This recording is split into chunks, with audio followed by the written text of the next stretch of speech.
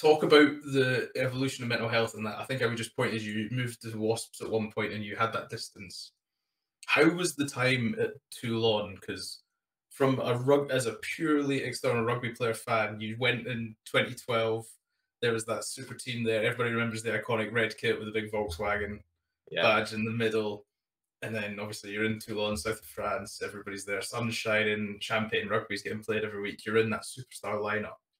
Yeah. How was that when you got that call to go across there? Like, how did that get set up? Was it did they come to you? Was it an agent thing? Tell us how that unfolded. An agent thing. It was Stefan had gone there the year before. My agent went because I'm in my second year of academy, and I'm like, now what? Like, hopefully London are actually offer me something to stay. Yeah. And he went, Toulon want to sign you 3 years. Here's the deal. What? Yeah, I was like, and I was living with Darren Allinson and Matt Garvey. Okay. And Darren Allinson was like, yeah, you need to go. I was like, yeah, I'm going to go. It was like a weird, unexpected moment where I was like, this is massive. I'm like, yeah. Where else would you want to go? Like, if you could pick a club to go to, I'm like, yeah, I want to go there. Yeah. Because in my, so how me and I think a lot of my listeners look at this to you is, I heard Dan Bigger on an article the other day. He talks about it was kind of to the like of if you were a footballer and a Barcelona or a Real Madrid come calling for you at that time, because they are the biggest club in world rugby. They're the powerhouse, not necessarily just because of the money they were throwing about, but the team they assembled. Yeah. And then, so when you were looking at it, and then you got that contract. Like you said, you're still an academy player. Like, you're still a good player in your own right, but you're not necessarily a household name. No. How does this feel when you get that call? Like, does it feel not like a wind up, but you're like, oh, this can't be. This just feels different. Like, it's just odd. Yeah, it was different. Like, it was still an academy contract in France. It goes to under 23s. Oh, okay. So it was still academy, but I was like, this is mental. I was like, I think I'm moving to France. It was like a weird, surreal moment. And like Dylan said yes to going as well. So I'm like, right, looks like we're joining up again. It was like a weird. The band's back together. Yeah.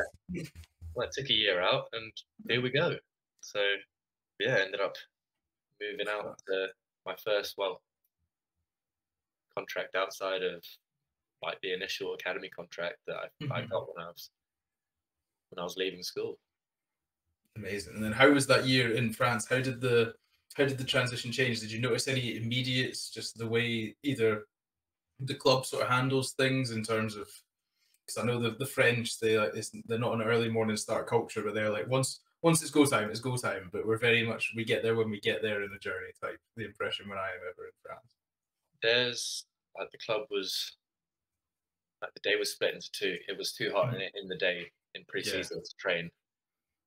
So we actually got in fairly early, around 7-ish, to do any weights, skills, and then forwards and back split. This was like the morning session, but it was a full-on morning, and then you'd have the afternoon off and come back in the evening for the rugby team session. Oh. So it was more of like a full day with a break in the middle where you just trying to survive a bit. Yeah, it was. It was bizarre.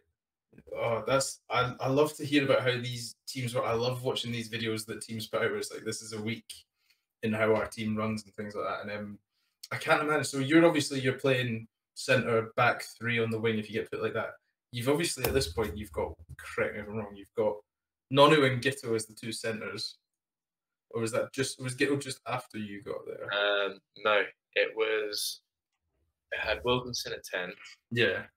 Gito at 12 and Bastra at 13. And I was like in the bibs with next to Maxime Memos.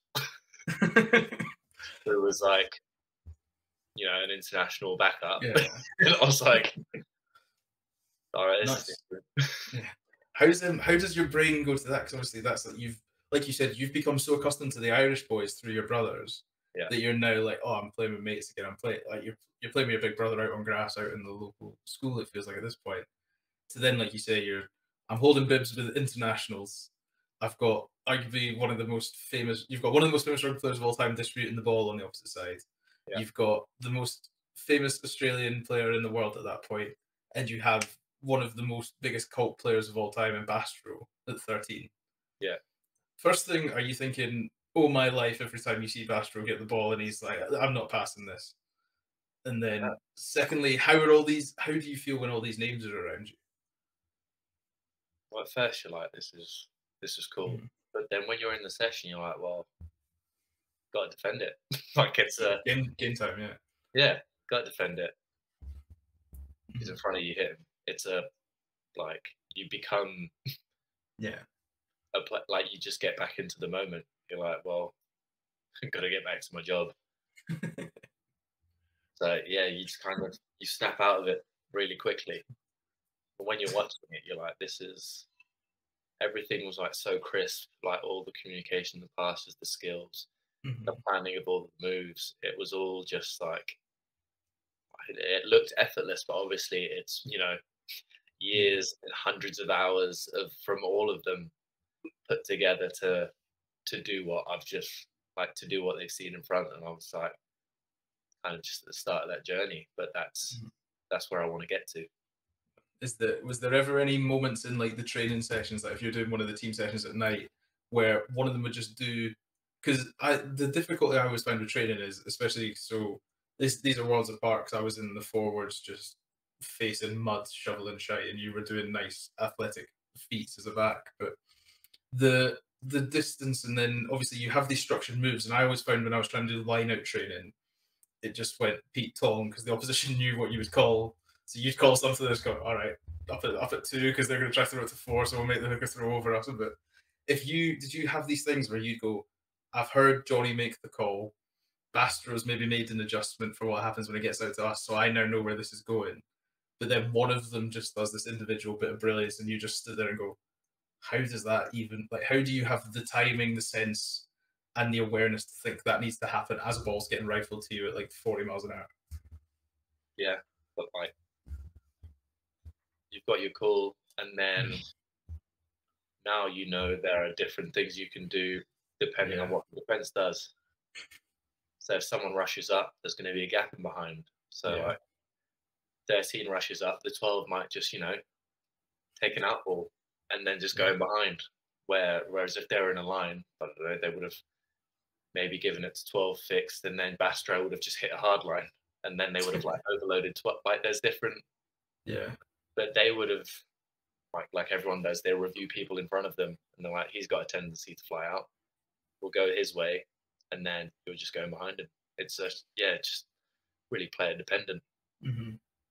I did have one moment. We had it was an open training session at Mile. Yeah. At Toulon ground, and I've like flown up. And Johnny Wilkinson's got the ball, and he stepped me, but he's come back. So I've like lost balance, and I've ended up in the right position, and I've like hit him. Yeah. I've just lifted him, slammed him down. And one of the boys, he's just like tapped me. He's like, "Oh, all good." One of the boys ran past and went, Don't do that. Yeah, don't do that. The crowd's gone, boo. They're like, yeah, don't touch Johnny. I'm like, okay, don't touch QB1. I'm like, yeah, I was gonna say it's like QB1, isn't it? Yeah. Yeah. Except there was no bib, it was like an unwritten rule, but I was like, okay, never do that again. They should put Johnny in a different coloured shirt, but yeah, don't hit him. Yeah. They will get rid of you. Fairness, good way to get yourself known in the public workout if you're there and everybody goes, Johnny had a good session today. But there was that guy that did dump him purely on the back of his neck. Only thing I did all session. In fairness, if I did that and somebody ran up to me but don't touch him again, I probably wouldn't even touch the ball for the rest of the session. But yeah, I don't think I will. I would have been straight for the H2O bib. I'd be like, Coach, those bottles are looking a bit empty. I will go and refill these. Good session, guys. Yeah, guys, right. See you all tomorrow. Good one. Yeah. Just praying you've not got a text when you get home. Just like, come on. I'd love to live. So when you're part, because it was a super team by all accounts.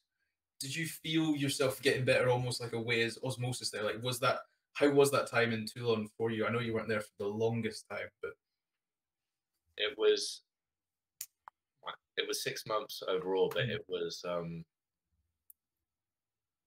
was like a full pre-season, and you just saw like boys would do fitness and everything else. And after the session was done, everyone would still be out there for another hour. Like boys would be doing extra fitness, extra skills, extra like whatever they needed or didn't need. They just Ghetto is just like gliding, like doing more fitness. Would do hill sprints, and he'd just be floating up the hill. And be like, wow. And then wow. Tony Wilkinson would like help everyone with their skills, whatever, like some kicking, and then do his extra kicking afterwards. Wow. Like everyone would help each other, and then there was no real time limit. Eventually, they'd be like, "We need to turn the lights off now." Yeah. You lock up when you leave. Yeah. I love that, because it's always been the cliche, hasn't it? It's like the hardest people are the first ones in and the last ones out. But then when you assemble a whole bunch of people that train like that, like you say, it gets to a point where the groundskeeper is like, at some point you do have to leave. Yeah. No, yeah, it just has to start with one person, and then from there it just grows, and then like it just becomes normal. You're like, right, we're staying out to do skills. Yeah. Do you want to stay out? And then eventually it just builds to the whole team. Then you're like, you think back and went, how did this happen? Then you're like, start with that guy. Yeah. And then go from there. Wow. Do you try to take that? Because I think that's what really separates. Again, this is so external, and this is why I love doing this, because I get to hear from yourselves, like people who've been in these situations. Do you think it is that mental 10% of just, these are my weaknesses, I'm not going to stop until I don't consider these weaknesses, and if we've not done them in the general training, then this is on me now as to why these aren't good? Like, did you take that and think, this is how I'm going to carry it? Like, do you now still, I'm going to do an active recovery session instead of just having a rest day type thing, or I'm going to spend that extra 30 minutes just working on my left foot step because I feel my left foot step isn't as good as what it could be? It's still a work on, like, unless you make it a habit over years. Yeah. Like there's spells of it, but definitely like doing recovery, doing an ice bath and everything else on an off day doesn't seem like much, but if you do it every off day, then it all adds up. Stretching before training, didn't used to do it as much. When I got here, like some boys were in like an hour earlier, just like stretching, just habit. Yeah. And then the group grew, and then before you know it, the whole team's stretching before training, like before you have to do anything. Yeah. Now training's almost an hour earlier because everybody's there, and it's like he's not here rather than, oh, they're here. It's he's not here. Yeah. But that's a sign of like an elite winning mentality. It's, we want to be the best, and we're prepared to sacrifice to be the best. Yeah, it's just a part of the culture. Like, it just depends on your personnel, which is why it's so important to pick your leaders and have those guys that will bring people with them. Do you think, as the complete time, do you think that's important in a leadership group in a team? I know they get spoken about more than captains now, of your leadership group. Do you think that transcends more the mental aspect of people more than the skill aspect? It's like we can put all the skillful people in the leadership group, but they might be more naturally talented than some of the essential skills. They think, jobs are good and training's finished, coaches blowing the whistle, head home. Whereas if you get these not mental people, but you get the people with the mental fortitude to be, okay, we've done what is essentially the bare minimum because everybody's training. Now we have to do the extras. Yeah, like it's just, I'm always good to have a variety, but you can see the guys that end up in leadership groups. Usually a couple of old guys, but then they're not there just because they're old. There's a reason they're still in this team. Like there's a reason they're still here. Yeah. They're doing something that works. Like you don't go 15 odd seasons through luck. Like that's not a thing. Like they're doing something that's working for them and could help other players, like younger players that are coming up through the squad, whether it's stretching, doing extra skills, recovery, or like watching footage, whatever it is, you've assembled this leadership group, and all those guys will kind of not take an extra role because they do it anyway, but people will follow those people, and they'll just relay messages back to the coach and everything else, and give their ideas of what could be done better, because they're out there with us. Hey, thank you for listening to this Clips episode on YouTube. And then if you want to hear the whole podcast, you can find them on Apple or Spotify, as well as the full video version on this YouTube channel, alongside all the other great content we produce on a weekly basis. Thank you so much for listening, and I hope to see you again on another Clips episode or in the full episode podcast. Tweet us, tag us, let us know what you thought. All the links are down in the description. It means the world that you guys come and support us, so thank you very much.